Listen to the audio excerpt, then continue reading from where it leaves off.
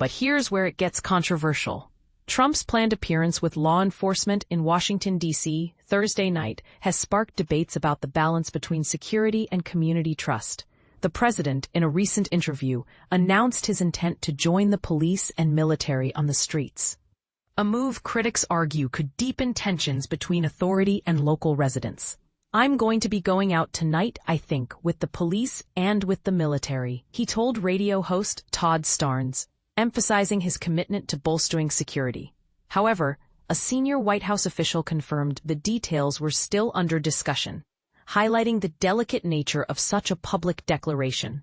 A source familiar with the situation revealed that some members of the Secret Service's Washington field office were unprepared for the announcement, underscoring the unpredictability of political moves. This comes after Trump's broader strategy of federal control over D.C.'s police force, which he framed as a necessary step to combat crime and enhance national security.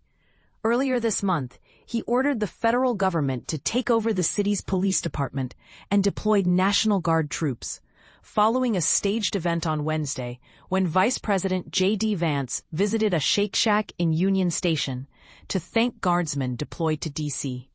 During that event, Vance faced protests outside the second-floor area where guardsmen were having lunch, with demonstrators chanting "Shame" and "We want the military out of our streets."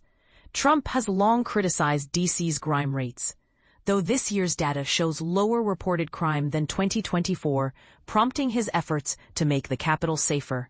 6 Republican governors, West Virginia, South Carolina, Ohio, Mississippi, Louisiana, and Tennessee, have already sent Guard members to D.C. to support these initiatives.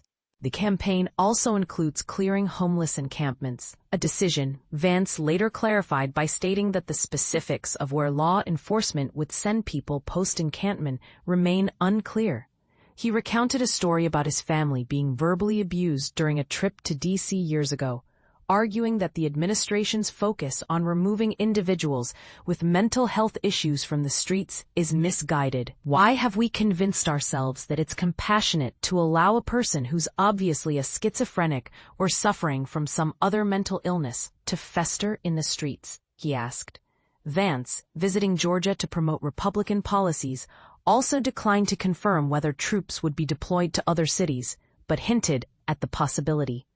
"We focused on Washington, D.C. because it's a federal city under our jurisdiction," he said. "But we hope people will look around and say, we don't have to live like this, especially in places like Atlanta or elsewhere. We hope the example set in D.C. inspires change across the country."